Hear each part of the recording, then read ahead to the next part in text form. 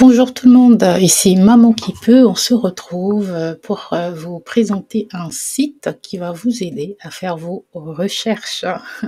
Vous êtes peut-être un étudiant ou vous faites simplement des recherches sur un sujet précis. Eh bien, si vous allez sur le site elicit.org,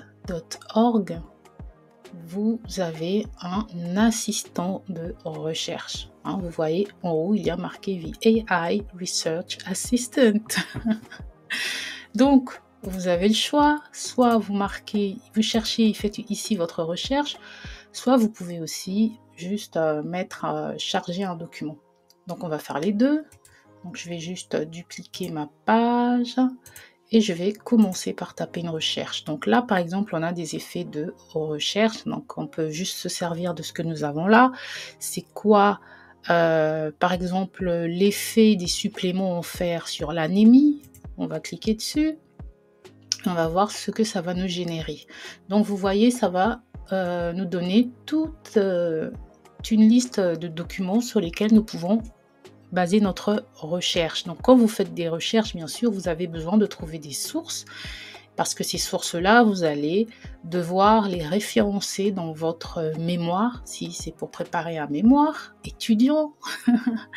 Donc, vous avez tous ces documents-là qui apparaissent et vous pouvez, par exemple, ici, filtrer, lui demander de vous faire apparaître uniquement les sources qui ont des PDF, voilà. Vous pouvez également, par exemple, choisir par année. Si vous voulez, vous mettez par année et il va vous mettre par année. Donc là, par exemple, la source la plus récente date de 2017. Voilà. Vous avez tout. À côté, vous avez des résumés et puis voilà. Et quand vous cliquez sur un élément, sur un document, vous voyez qu'il vous fait sur la gauche un résumé. Donc vous avez un résumé ici. C'est quoi le but en fait du document? Qu'est-ce qu'il a testé? C'est quoi les résultats, les outcomes? Qu'est-ce qu'ils ont dégagé en faire de leurs études? Qui étaient les participants? Est-ce que je peux faire confiance à ce document? Vous voyez? Donc là, vous avez par exemple qu'ils ont marqué que cette étude a fait, je sais pas, was 90 days, je suppose. Ok, bon. Les données en gros qui sont normales, donc là ils ne donnent pas, ils disent qu'il n'y a pas mention de la source de fond, il y a le nombre de participants et il n'y a pas de mention de multiples comparaisons. Donc on vous met également des possibles critiques, voilà, et vous avez d'autres citations donc concernant le même sujet dans d'autres documents. Donc après, ce sont des données qui vous permettent de juger de la fiabilité ou pas de ce document. Donc vous choisissez en fonction de cela. Donc si vous allez par exemple sur celui-là, vous avez bien sûr, là j'ai cliqué sur le PDF, donc vous pouvez accéder directement au PDF et commencer à lire vous-même le document pour faire vos recherches. Et si vous cliquez juste sur le titre, ici également vous avez la même analyse. Et ici, vous avez encore moins de données, voilà, mais c'est peut-être sur plus, c'est quand même 7089 participants qui ont été testés. Et donc voilà, vous pouvez vous appuyer sur cela. Est-ce que ce n'est pas magnifique? C'est juste une petite vidéo aujourd'hui. Donc après, vous avez la possibilité de mettre vos propres PDF. Donc j'ai juste téléchargé un PDF du même site pour ne pas me prendre la tête. Donc drag and drop, je mets ici mon PDF. Vous voyez, il apparaît ici, 309. Et je clique sur analyser le document ou le papier.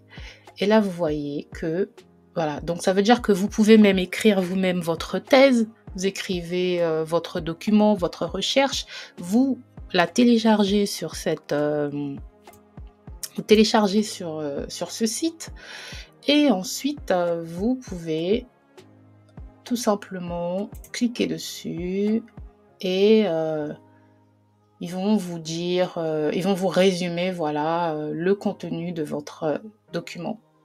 Voilà. Les possibles critiques à votre document et d'autres citations par exemple. Donc c'est toujours pratique. Donc en haut à droite ici, vous avez un bouton qui s'appelle Task. Et là par exemple, c'est il vous explique à chaque fois à quoi sert chaque lien. Ici c'est pour rechercher des questions, faire des questions pour avoir des réponses de documents. Ça, c'est pour faire du brainstorming, pour aller dans des choses plus spécifiques par rapport à vos questions. Et là, vous avez des documents qui ont été créés par d'autres personnes et vous pouvez cliquer dessus. Voilà.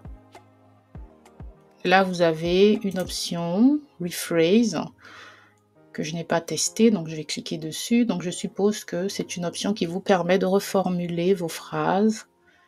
Ça prend un peu de temps. Mais bon, si on n'y a pas accès, c'est pas grave. Vous pouvez vous-même aller explorer ce site. Et je trouve que c'est un site, plutôt que d'aller sur Google, ou lorsqu'on fait des recherches, on peut aussi avoir des sites qui n'ont pas forcément de ressources ou qui sont juste des résumés et on doit trier tout cela. Ce site-là vous permet d'avoir tout un tas de ressources à un même endroit. Et vous pouvez les trier. Je trouve que c'est super pratique, n'est-ce pas? À moins que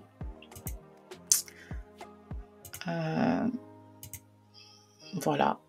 Donc là, j'ai rajouté d'autres données. On me met l'abstract, le nombre de participants, les résultats. Donc ouais, c'est toujours intéressant. Et cette page-là, cette fonction n'est toujours pas...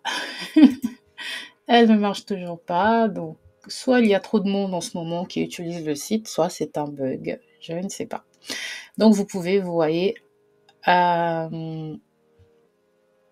accéder à d'autres documents écrits par d'autres personnes également. Et bien sûr, ce sont des documents libres de droit que vous pouvez lire et accéder librement. Donc c'est dommage, il y a différents liens, mais ces liens ne marchent pas. Mais l'essentiel, voilà, c'est que si vous avez une question, vous allez sur le site elicit.org, vous posez votre question. On va essayer ça, les effets de sleep training sur les nourrissons. On va cliquer dessus. Vous avez tout un tas de documents. Ça peut être juste pour préparer vos podcasts. Moi, par exemple, qui prépare des podcasts, ça m'intéresserait de venir là-dessus et de voir d'autres ressources. Cliquer dessus et voir, par exemple, le document le plus actuel. C'est dommage, le plus actuel date de 2013. C'est dommage. Comme c'est 2013, j'irai peut-être chercher sur d'autres sites des données un peu plus récentes. Mais sinon, c'est déjà un point de départ et c'est super. Et je vous dis merci d'avoir regardé cette courte vidéo qui, j'espère, va vous servir. Ciao, ciao!